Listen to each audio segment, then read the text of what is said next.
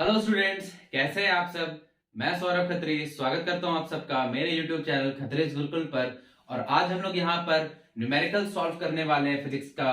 और यहाँ पे जो हमारा चैप्टर है जिसका न्यूमेरिकल्स हम लोग यहाँ पे सॉल्व करने वाले हैं आज है वो है लाइट रिफ्लेक्शन एंड रिफ्रैक्शन। इस चैप्टर के जितने भी कॉन्सेप्ट्स थे उन सब का वीडियो हमने बना दिया है। अगर आपने उन वीडियोस को नहीं देखा है तो न्यूमेरिकल्स तभी समझ में आएंगे जब आपके कॉन्सेप्ट्स क्लियर होंगे। तो पहले आप जा करके उन वीडियोस को देखिए, मैं यहाँ पे आपको कार्ड देता हूं, वहां से आप जाकर के वीडियोस को देख लीजिए। उसके बाद ये न्यूमेरिकल्स देखिएगा, आपको इजीली समझ में आने लगेगी। ठीक है, तो हम लोग शुरू करते हैं। यहाँ पर देखिए, हम लोग कोई एनसीईआरटी बुक से न्यूमेरिकल करेंगे ये जरूरी नहीं है। हम लोग हर तरह के न्यूमेरिकल जो इस चैप्टर में हो सकते हैं पॉसिबल, उन हर तरह के न्यूमेरिकल्स को आज इस वीडियो में कवर करने वाले हैं। लगभग 9 से 10 क्वेश्चन, ठीक है, अलग अलग टाइप के 9 से 10 क्वेश्चन यहाँ पे अभी हम लोग लेंगे जिसको सॉल्व करेंगे। और आप इस बात के लिए इंश्योर हो जाइए कि इन 9-10 टाइप से अलग कोई क्वेश्चन, कोई न्यूमेरिकल इस चैप्टर से नहीं बने वाला। न्यूमेरिकल की बात कर रहा हूं मैं, इन 9-10 टाइप से अलग कोई भी न्यूमेरिकल इस चैप्टर से नहीं बनेगा। इन 9-10 टाइप जो अभी हम लोग यहाँ पे करने वाले हैं उतना काफी इस क्वेश्चन के लिए। तो चलिए पहला क्वेश्चन शुरू करते हैं हम लोग। इसमें देखिए, इसमें जो है मिरर और लेंस दोनों के न्यूमेरिकल्स है। ठीक है, तो पहला क्वेश्चन देखिए क्या बोलता है।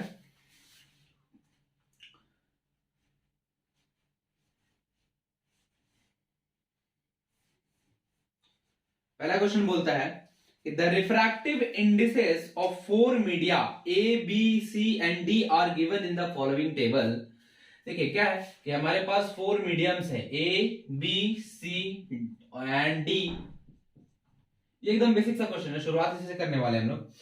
और इसका रिफ्रैक्टिव इंडेक्स है 1.33, इसका है 1.50, इसका है 1.52 एंड इसका है 2.40।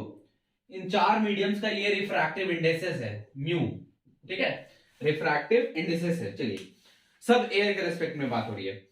If light travels from one medium to another in which case the change in speed will be minimum and maximum. ठीक है, तो बोल रहा है कि अगर लाइट इन चारों मीडियम से एक एक करके क्रॉस करता है तो किन मीडियम्स में लाइट के स्पीड में चेंज सबसे कम होगा और किसमें सबसे ज्यादा होगा। तो पहले यह बात समझिए कि लाइट के स्पीड में चेंज कब आता है, जब मीडियम का रिफ्रैक्टिव इंडेक्स चेंज होता है। और सबसे ज्यादा चेंज कब आएगा, जब रिफ्रैक्टिव इंडेक्स ज्यादा चेंज होगा। ठीक है, जब चेंज इन रिफ्रैक्टिव इंडेक्स ज्यादा होगा तब जाकर के ज्यादा चेंज आएगा स्पीड ऑफ लाइट में। और जब चेंज इन रिफ्रैक्टिव इंडेक्स कम होगा तब जो है कम चेंज आएगा। और जब change in refractive index minimum होगा तब मिनिमम चेंज आएगा स्पीड में। और जब change in refractive index maximum होगा तब मैक्सिमम चेंज आएगा रिफ्रैक्टिव इंडिसेस में। तो यहां पे अगर हम बात करें तो मिनिमम चेंज जो होगा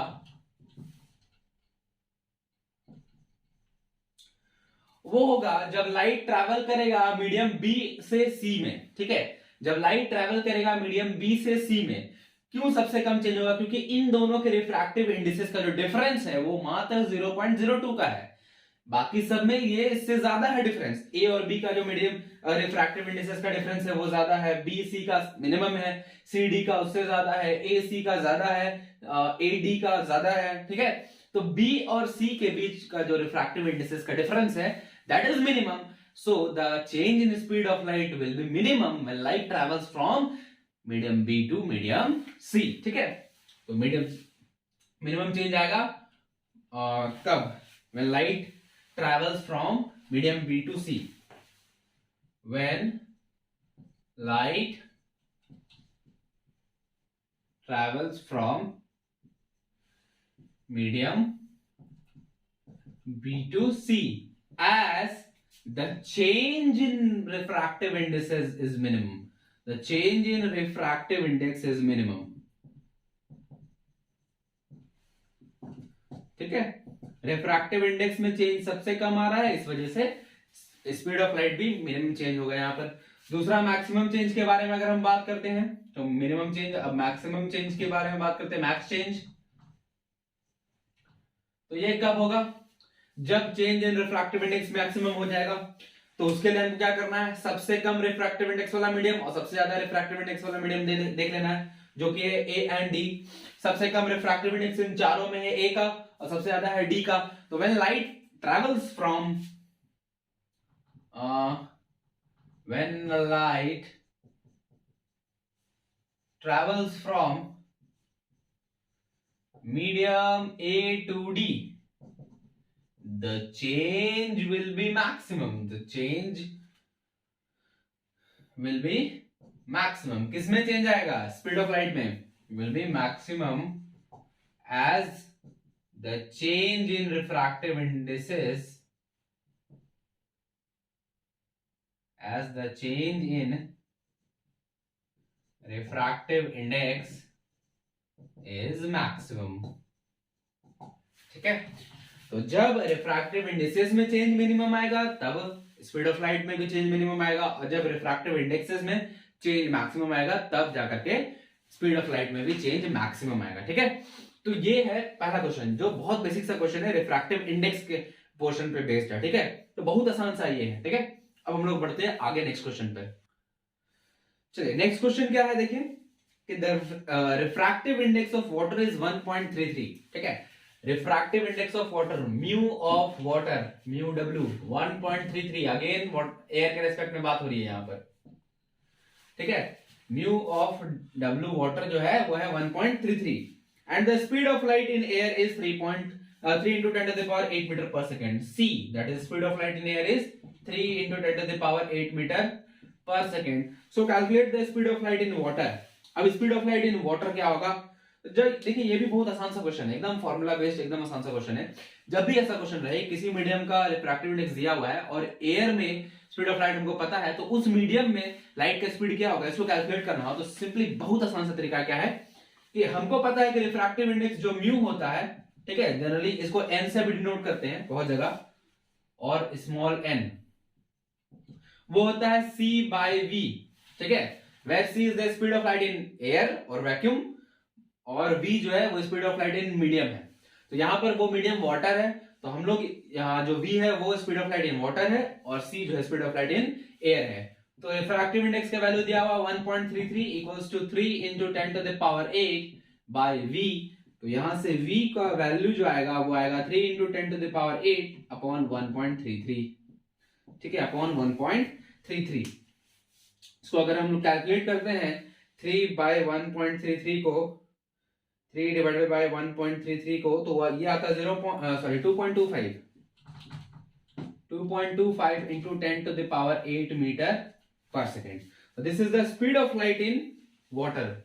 Speed of light in water. जब वाटर का रिफ्रैक्टिव इंडेक्स 1.33 है तब उसमें लाइट का स्पीड जो है ये हो जाएगा 2.25 into 10 to the power 8 metre पर सेकंड. काफी आसान सा ये क्वेश्चन है. चलिए नेक्स्ट थर्ड क्वेश्चन पे बढ़ते हैं. चलिए देखिए थर्ड क्वेश्चन क्या बोलता है कि an object 2 centimeter in size is placed 30 centimeter in front of a concave mirror. ठीक है, कॉनकेव मिरर के सामने एक ऑब्जेक्ट रखा हुआ है 30 सेंटीमीटर के डिस्टेंस पर, और उस ऑब्जेक्ट का साइज यानी हाइट जो है वो है 2 सेंटीमीटर का, और उस कॉनकेव मिरर का फोकल लेंथ है 15 सेंटीमीटर, और focal length 15 centimetre. At what distance from the mirror should a screen be placed in order to obtain a sharp image. मतलब अब हमको ये बताना है कि मिरर के सामने कितने डिस्टेंस पर हम किसी स्क्रीन को रखें कि हमको उस ऑब्जेक्ट का एक शार्प क्लियर इमेज मिल सके. मतलब हमको सिंपली इमेज डिस्टेंस फाइंड करना है. यहां पर आगे क्या बोलता है कि what will be the nature and size of the image formed. ठीक है, draw a ray diagram to show the formation of the image in this case. ठीक है, तो रे डायग्राम तो लास्ट में बनाएंगे, पहले हम लोग उसको जो डेटा गिवन है उसको लिख लेते हैं. Height of image is given height of object HO is given 2 centimeter. U that is object distance. देखिए ये सब हमने देखा हुआ है, साइन कन्वेंशन वगैरह भी हमने देखा हुआ है कि कॉनकेव किसी भी मिरर या लेंस के सामने जितने भी डिस्टेंस हम मेजर करेंगे सारे के सारे नेगेटिव होंगे. मिरर या लेंस के पीछे जितना भी डिस्टेंस मेजर करेंगे सबका सब पॉजिटिव होगा. प्रिंसिपल एक्सिस के ऊपर सारे डिस्टेंस पॉजिटिव और प्रिंसिपल एक्सिस से नीचे सारे डिस्टेंस नेगेटिव होते हैं. ठीक है, तो इस हिसाब से कॉनकेव मिरर का जो फोकल लेंथ आता है वो नेगेटिव में आता है.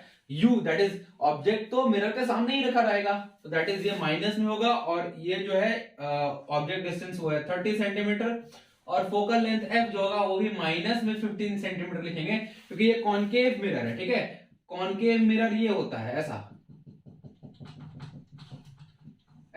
तो फोकल लेंथ, फोकस पॉइंट अगर कहीं यहां है तो फोकल लेंथ होगा ये वाला डिस्टेंस जो कि हम मेजर कर रहे हैं इस डायरेक्शन में, मतलब मिरर के सामने, इस वजह से ये नेगेटिव होगा। ठीक है, चलिए ये हो गया। आगे हमको पूछ रहा है कि इमेज डिस्टेंस क्या होगा, v क्या होगा, मतलब स्क्रीन कहां पे प्लेस करेंगे। फिर आगे पूछता है हाइट ऑफ इमेज क्या होगा and nature of image formed, size of image that is HI भी हमको फाइंड करना है और रे डायग्राम ड्रॉ करना है। चलिए इतना इंफॉर्मेशन हमको गिवन है और इससे हमको 2-3 क्वेश्चन पूछ रहा है। ठीक है, ये भी क्वेश्चन बहुत आसान सा है। इसको सॉल्व कैसे करना है, इसको हमने मिरर फॉर्मूला एक पढ़ा था, 1/f = 1/v + 1/u। ये मिरर फॉर्मूला हमने पढ़ा हुआ है, उसका यूज यहां पे करना है। ठीक है, चलिए लिखेंगे from mirror formula, from mirror formula क्या लिखेंगे, 1/f = 1/v + 1/u। ये होता है mirror formula, that is 1/f के जगह पे -15, 1/v के प्लेस पर v तो फाइंड करना है, प्लस u के प्लेस पर -30। ये फर्दर कैसे सिंप्लीफाई हो जाएगा, ये हो गया -1/15 = 1/v और ये ±-1/30। चलिए आगे देखते हैं। 1/30 इधर आकर के प्लस में हो जाएगा, प्लस में 1/30 माइनस में 1/15 = v, sorry 1/v not v। LCM इन दोनों का हो जाएगा 30, this will become 1 - 2 = 1/v, this is -1/30 = 1/v, this is v -30 centimetre, -30 centimetre, मतलब और इमेज डिस्टेंस भी 30 सेंटीमीटर होगा। ये माइनस साइन केवल ये इंडिकेट कर रहा है, देखिए डिस्टेंस कोई नेगेटिव में नहीं होता। ठीक है, माइनस साइन केवल ये इंडिकेट कर रहा है कि इमेज भी जो बनेगा वो मिरर के सामने ही बनने वाला है, मिरर के सामने बनने वाला है। और इसका इमेज डिस्टेंस मतलब स्क्रीन हम कहां पे प्लेस करेंगे, मिरर से 30 सेंटीमीटर के डिस्टेंस पर, मिरर के सामने 30 सेंटीमीटर के डिस्टेंस पर, और ऑब्जेक्ट भी वहीं पर रखा हुआ है। और यहां पर एक बात, ये चीज पहले भी समझ में आ गई होगी बहुत लोगों को कि f that is focal length 15 centimetre है और ऑब्जेक्ट रखे हुए हैं हम 30 सेंटीमीटर पर, that is centre of curvature पे। और सेंटर ऑफ कर्वेचर पे जब भी किसी ऑब्जेक्ट को रखते हैं तो इमेज भी वहीं पे बनता है, साइज भी सेम होता है। तो यहां से अगर हम अभी कैलकुलेशन कैसे करेंगे इमेज साइज का वो देखेंगे, बट यहां से हम ये समझ रहे हैं कि इमेज जो है, सॉरी ऑब्जेक्ट का जो साइज है वो 2 सेंटीमीटर है, तो इमेज का साइज भी 2 सेंटीमीटर ही आएगा। ठीक है, इमेज का साइज भी 2 सेंटीमीटर ही आएगा। तो अब अगर हम बात करते हैं नेचर ऑफ इमेज की, तो इमेज का नेचर क्या होगा, real and inverted. Real image बन रहा है, इसका क्या प्रूफ है कि ये इमेज मिरर के सामने बन रहा है। इनवर्टेड ही बनने वाला है क्योंकि रियल इमेज कभी भी इरेक्ट नहीं बनता है, इरेक्ट इमेज केवल वर्चुअल केस में बनता है, रियल केस में ऑलवेज इन्वर्टेड इमेज बनता है। तो नेचर ऑफ इमेज जो हो जाएगा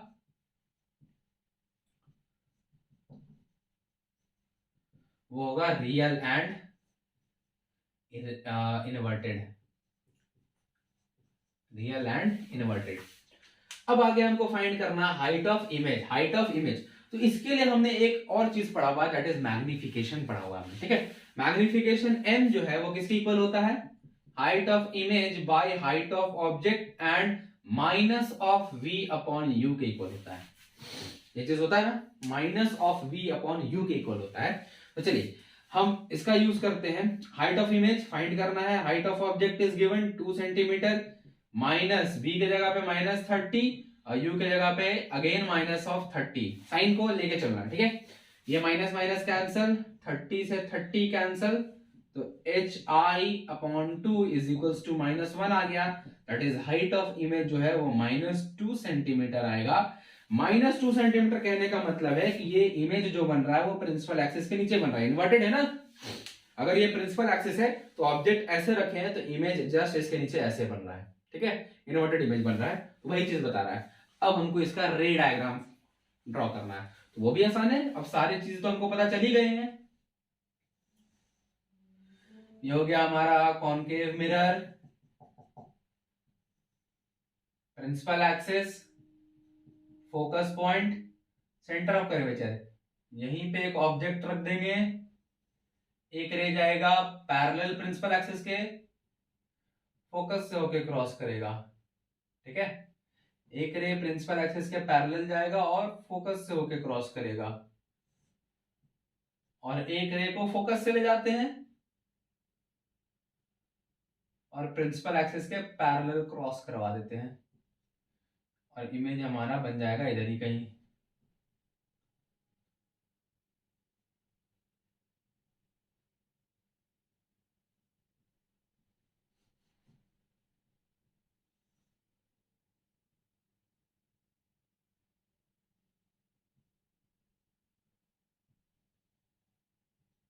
ठीक है, this is A B, this is B dash, A dash, and this is centre of curvature C.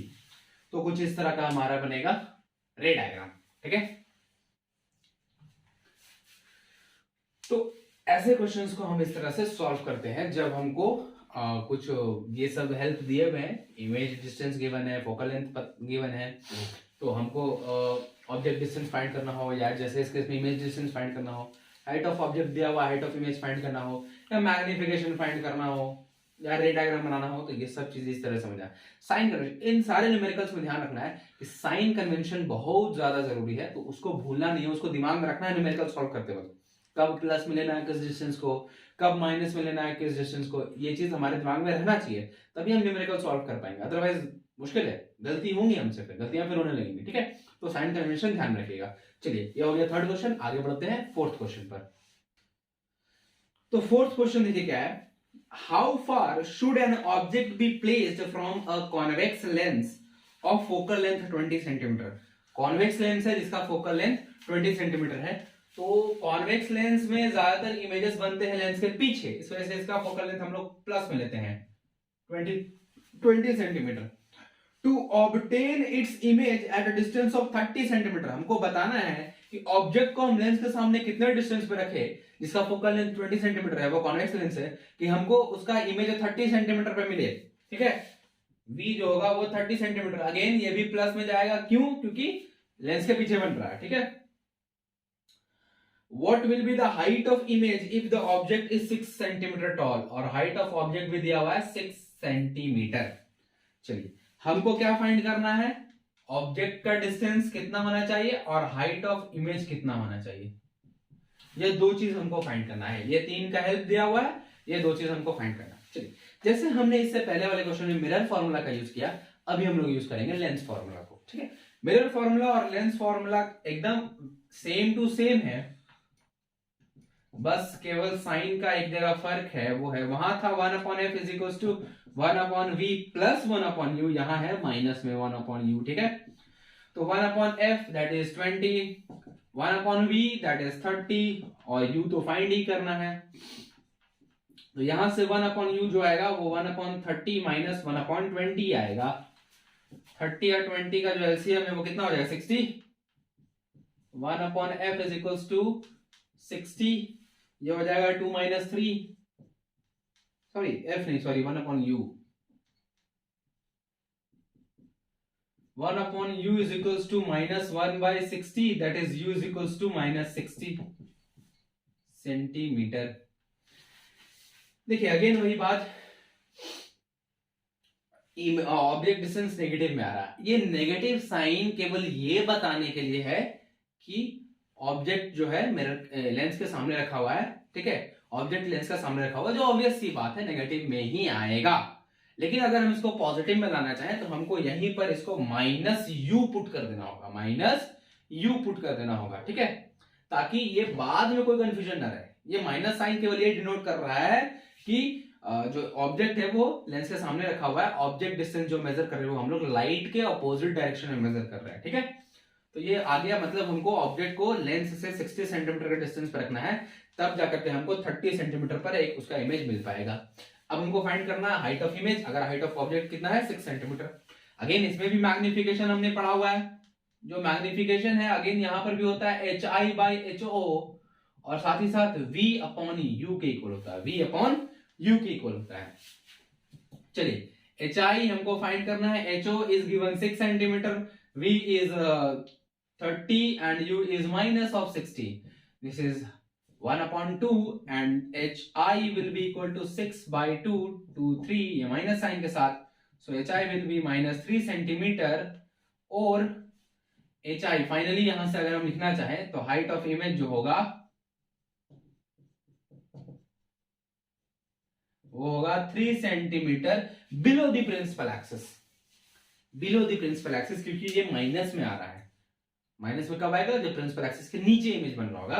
तो हाइट ऑफ इमेज जो है बिलो द प्रिंसिपल एक्सिस है 3 सेंटीमीटर का, और ऑब्जेक्ट जो है लेंस के सामने 60 सेंटीमीटर का डिस्टेंस पे रखा हुआ है। तो ऑब्जेक्ट डिस्टेंस जो है वो है 60 सेंटीमीटर, 60 सेंटीमीटर। ठीक है, तो ये है हमारा फोर्थ क्वेश्चन का सॉल्यूशन। देखिए बहुत आसान सा ये क्वेश्चन है, एकदम उसी तरह से जैसे अभी हमने इससे पहले वाला सॉल्व किया। ठीक है, चलिए आगे बढ़ते हैं नंबर 5। तो नेक्स्ट फिफ्थ क्वेश्चन जो हमारा वो ये है कि the refractive indices of glass and water with respect to vacuum are 3/2 and 4/3. The refractive index of glass, that is this is 3/2, and refractive index of water this is 4/3. और बोल रहा है कि if the speed of light in glass is 2 into 10 to the power 8 meter per second, ठीक है, speed of light in glass Vg लिख देते हैं इसको, 2 into 10 to the power 8 meter per second. Then find the speed of light in vacuum and speed of light in water. सबसे पहले speed of light in vacuum,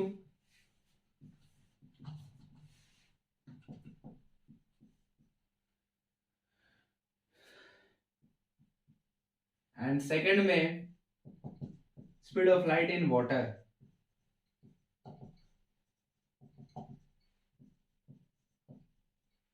चलिए, ये भी काफी आसान सा क्वेश्चन है, देखिए समझिए इसको। जो हमने पहला क्वेश्चन सॉल्व किया था उसी के जैसा थोड़ा थोड़ा बनेगा। Speed of light in vacuum के लिए सबसे पहले हम लोग को दिया हुआ है रिफ्रैक्टिव इंडेक्स ऑफ ग्लास, जो किसके इक्वल होगा? Speed of light in vacuum by speed of light in glass, इसके इक्वल होगा। ठीक है, तो Ng that is refractive index of glass दिया हुआ 3/2, हमको C कैलकुलेट करना है, हमको वैल्यू पता होता है C का, बट यहां पे फिर भी कैलकुलेट करना है। और this is 2 into 10 to the power 8 metre पर सेकेंड। सो ये इधर आ जाएगा 3/2 into 2 into 10 to the power 8 equals to C, 2 cancel out हो गया, तो ये C का जो वैल्यू आ गया वो आ गया 3 into 10 to the power 8 metre पर सेकेंड, जो कि पहले से हम लोग को पता है। ठीक है, अब जब C का वैल्यू मिल गया तो ये भी कैलकुलेट हो जाएगा। Speed of light in water, NW क्या होगा? C by VW, NW refractive index of water, C speed of light in vacuum, VW speed of light in water.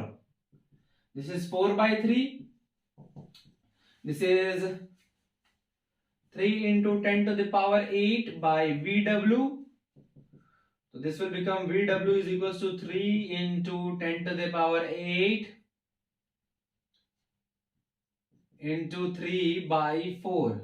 So 9/4 into 10 to the power 8, that is 4 to the 8 to 5 into 10 to the power 8 meter per second VW.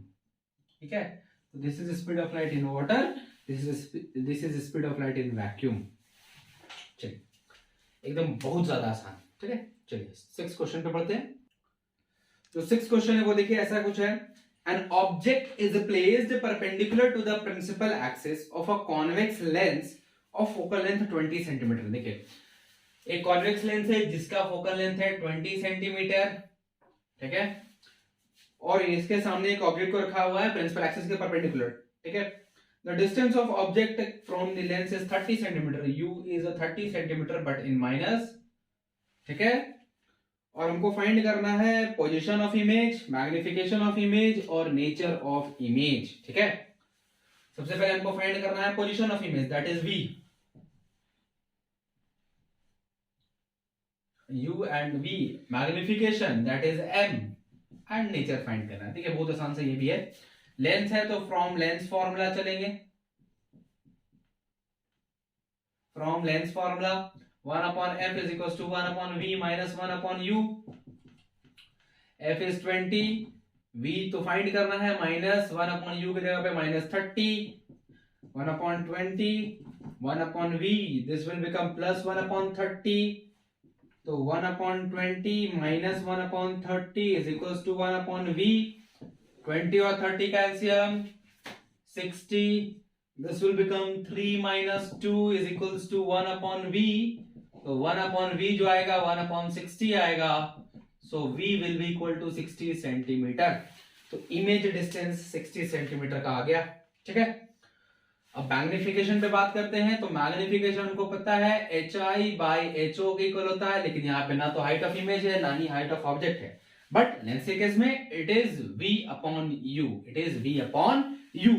तो चलिए V upon U से काम करते हैं। V is 60, U is -30। तो magnification जो produce होगा वो होगा -2। -2 का क्या मतलब है? ठीक है, मैग्निफिकेशन 2 है, मतलब इमेज जो हाइट ऑफ इमेज है वो ऑब्जेक्ट का डबल है, बट चूंकि इमेज प्रिंसिपल एक्सिस के नीचे बन रहा है इस वजह से वो माइनस साइन यहां अपीयर हो रहा है। और अगेन नेचर के बारे में बात करेंगे तो चूंकि इमेज प्रिंसिपल एक्सिस के नीचे बन रहा है तो रियल एंड इन्वर्टेड है। नेचर जो है वो है रियल एंड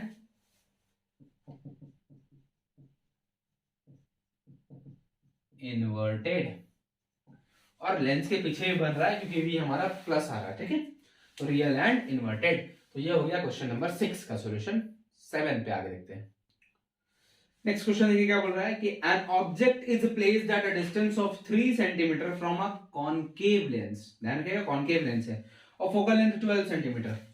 ऑब्जेक्ट को हम लोग प्लेस किए 3 सेंटीमीटर के डिस्टेंस पर, माइनस में फोकल लेंथ ये भी माइनस में होगा क्योंकि ये कॉनकेव लेंस है। हमको फाइंड करना है पहले वाले में position that is V and दूसरे वाले में नेचर। तो पोजीशन फाइंड करना तो बहुत ज्यादा आसान है। ठीक है, लेंस फार्मूला लगाएंगे 1/f is equal to 1/v minus 1/u। Lens formula 1/f is -12, 1/v we have to find 1/u that is 1/-3 minus 1/12, ये हो गया 1/v, ये प्लस में 1/3, तो 1/v will be equal to -1/12 minus 1/3, LCM will be 12, this will become -1 minus 4 minus 5 by 12, so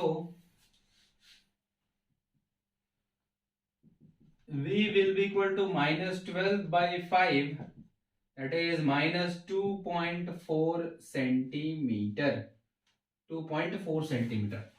that is जो image बनेगा वो mirror के सॉरी लेंस के सामने ही बनेगा और 2.4 सेंटीमीटर के डिस्टेंस पे बनेगा।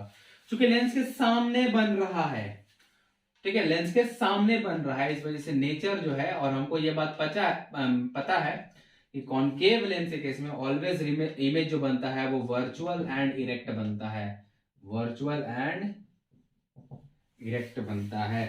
ठीक है, तो ये हो गया इसका सॉल्यूशन। नेक्स्ट क्वेश्चन देखिए नंबर 8 का लिखता है कि the image of a candle flame placed at a distance of 45 centimetre from a spherical lens.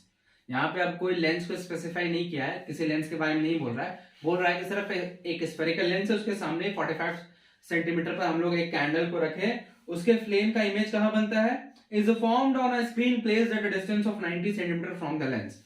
एक स्क्रीन पे बनता है जो कि लेंस से 90 सेंटीमीटर के डिस्टेंस पे रखा हुआ है।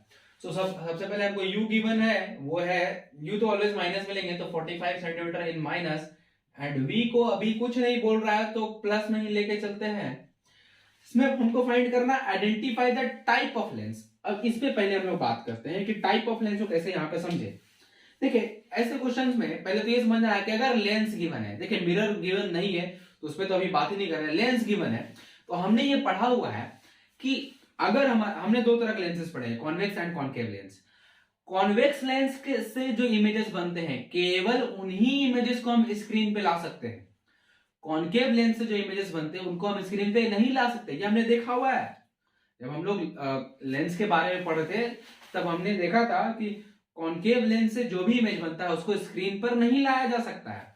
क्यों? ये कॉनकेव लेंस से जो इमेज बनता है, ये अगर कॉनकेव लेंस है, यहां पर अगर हम ऑब्जेक्ट को रख रहे हैं तो इमेज का ही ऑब्जेक्ट के सामने ही बन जाता है। अगर हम यहां पे किसी स्क्रीन को प्लेस कर दिए तो ऑब्जेक्ट से लाइट को लेंस तक पहुंचने ही नहीं देगा, ये तो इमेज बनेगा ही नहीं फिर। ठीक है, तो अगर इमेज मिल रहा है स्क्रीन पे तो मतलब वो कॉन्वेक्स लेंस ही है, इमेज मिल रहा है मतलब वो कॉन्वेक्स लेंस ही है। तो टाइप ऑफ लेंस जो हो गया वो हो गया कॉन्वेक्स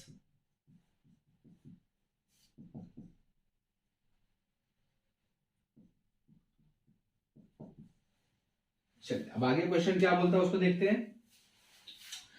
बोलता है calculate its focal length and if the height of flame is 2 centimetre find the height of its image. तो H of O that is object, flame अगर ऑब्जेक्ट है तो उसका हाइट है 2 सेंटीमीटर, तो इसके इमेज का हाइट एच आई फाइंड करना है और इस लेंस का फोकल लेंथ हमको फाइंड करना है। बहुत आसान से ये भी हो गया। अब again from lens formula 1/f is equals to 1/v minus 1/u. 1/f is equals to 1/v is 90 minus 1/u is minus 45. That is 1/90 plus 1/45. LCM will be 90. This will become 1 plus 2. 3/90 that is 1/30. So 1/f will be 1/30. Therefore f is equals to 30 centimetre. f जो आ गया focal length वो 30 centimetre आ गया। अब height of image निकालना है तो बहुत आसान है, मैग्निफिकेशन वाला formula HI by HO, height of image by height of object is equals to V/U। Height of image is find करना है, height of object is 2, V is 90 and U is minus 45।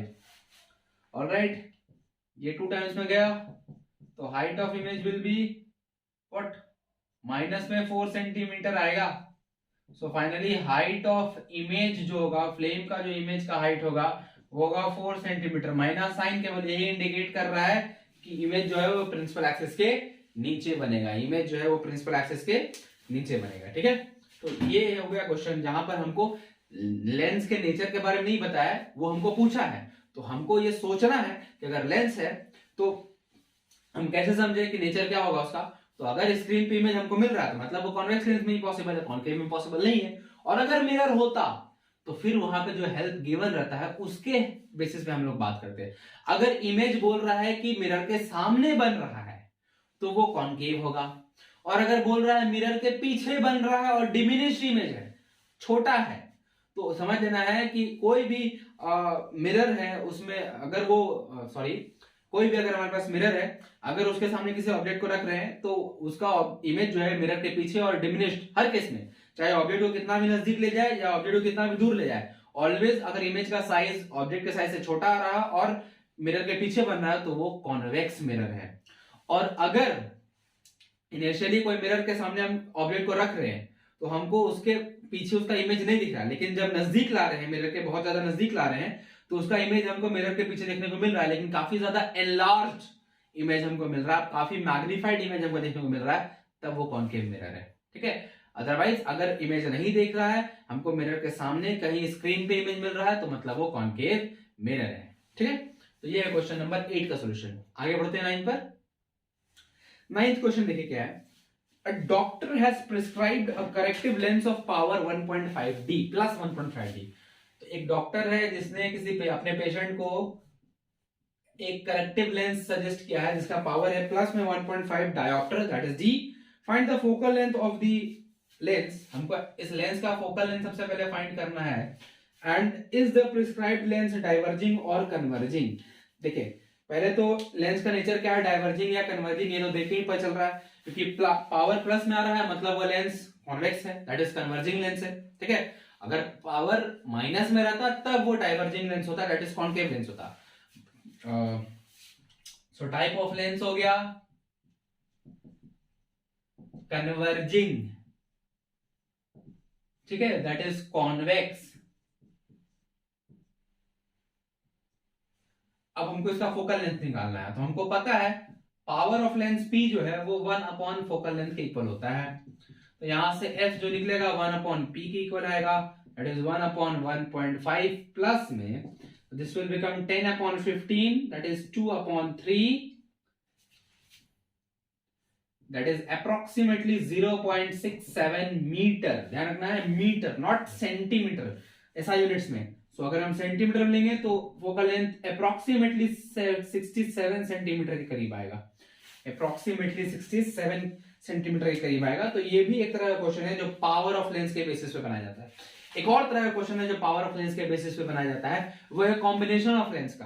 कि अगर हमारे पास कुछ दिए हुए lenses, suppose करते हैं कि हमारे पास 3-4 लेंसेज है, 4 लेंसेज से एक का पावर है प्लस में 1.5D, दूसरे का पावर है माइनस में 0.2D, तीसरे का पावर अगेन ले लेते हैं प्लस में 0.8 डायोप्टर। ठीक है, ये तीनों लेंस को अगर हम कंबाइन कर दिए तो जो रिजल्टेंट लेंस बनेगा उसका फोकल लेंथ कितना होगा, ऐसा क्वेश्चन पूछेगा। तो सबसे पहले हमको रिजल्टेंट पावर निकालना होगा। तो रिजल्टेंट पावर P जो होगा वो P1 plus P2 plus P3 के इक्वल होगा। P1 इज प्लस में 1.5D, P2 इज माइनस में 0.2D और P3 इज प्लस में 0.8D। ठीक है, तो 1.5 plus 0.8 2.3 minus 0.2 that is 2.1 dioptre आएगा, वो भी प्लस में रिजल्टेंट लेंस का पावर। और जब पावर मिल गया तो इसी तरह से हम फोकल लेंथ निकाल लेंगे। तो ये एक और तरह का जो पावर ऑफ लेंस पर ऐसे क्वेश्चन ज्यादा आने के चांसेस रहते हैं जब कॉम्बिनेशन ऑफ लेंसेज पे बात होती है। सिंगल लेंस के लिए चांसेस कम है, लेकिन कॉम्बिनेशन ऑफ लेंसेज के लिए 2-3-4 लेंस का कॉम्बिनेशन कर दिया है, सबके पावर अलग अलग है, तो बोल रहा है कि जो रिजल्टेंट लेंस होगा उसका फोकल लेंथ कितना होगा। ठीक है, तो बस इसी तरह से रिजल्टेंट पावर पहले निकाल लेना और फिर इस तरह से उसका फोकल लेंथ निकाल लेना है। ठीक है, तो ये हमारा 9th क्वेश्चन है। तो यहां तक हमने जितना भी क्वेश्चन कर लिया, ये जो हमने 9 और इसको अगर काउंट कर ले तो 10 क्वेश्चन हमने यहाँ पर टोटल किया। तो ये 10 टाइप के क्वेश्चन है जो इस चैप्टर से न्यूमेरिकल बन सकता है। ठीक है, ये 10 तरह के न्यूमेरिकल से जो इस पूरे चैप्टर से बन सकते हैं। ठीक है, हाँ कहीं कहीं चैप्टर में थोड़ा सा आपको कंफ्यूज करने के लिए न्यूमेरिकल में क्या दिया जा सकता है, जैसे कोई लेंस बोल रहा हूं मैं, जैसे कोई मिरर वाला न्यूमेरिकल है, उसमें डायरेक्टली फोकल लेंथ देने के बजाय रेडियस ऑफ कर्वेचर दे देगा। बोलेगा रेडियस ऑफ कर्वेचर आर जो है वो 30 सेंटीमीटर है, ऑब्जेक्ट डिस्टेंस कुछ 15 सेंटीमीटर है, तो इमेज डिस्टेंस फाइंड करिए। तो वहां पे फोकल लेंथ हमको रिक्वायरमेंट होती है। ठीक है, कोई भी लेंस या मिरर का हम क्वेश्चन बना रहे हैं तो 3 चीज, एटलीस्ट 3 में से 2 चीज चाहिए हमको। कोई एक चीज फाइंड करना होगा, focal length, image distance, object distance, ये तीनों में से कोई 2 चाहिए, तीसरा को फाइंड करना होगा हमको। ठीक है, तो हमारे पास रेडियस ऑफ कर्वेचर रहेगा, तो हमको ये रिलेशन ध्यान में रखना है कि रेडियस ऑफ कर्वेचर जो होता है वो डबल होता है फोकल लेंथ का। यहां से f निकल जाएगा 15 सेंटीमीटर, और फिर हम उसी तरह से जैसे हमने क्वेश्चंस में देखा है, किया है हमने, वैसे कर लेंगे प्रोसेस। ठीक है, न्यूमेरिकल को। तो आज हम लोग यहीं पर इस वीडियो को एंड करते हैं। ठीक है, ये 10 तरह के क्वेश्चंस से न्यूमेरिकल से इस चैप्टर से यही 10 तरह के पॉसिबल है बन पाना। ठीक है, तो आज हम लोग इस लेक्चर में इतना ही तक रखते हैं। मुझे उम्मीद है कि आप लोगों को हर तरह के न्यूमेरिकल समझ में आ गए होंगे। अगर आपको मेरी वीडियोस अच्छी लगती है तो आप मेरे वीडियोस को लाइक कर लीजिए और मेरे चैनल खतरे जरूर को सब्सक्राइब करके उसके बगल में जो बेल आइकन है उसको प्रेस करके ऑल को सिलेक्ट कर लीजिए, जिससे कि आप हमारे किसी भी वीडियो को मिस ना कर पाए। तो मिलते हैं आप लोगों से एक नए वीडियो लेक्चर में, तब तक के लिए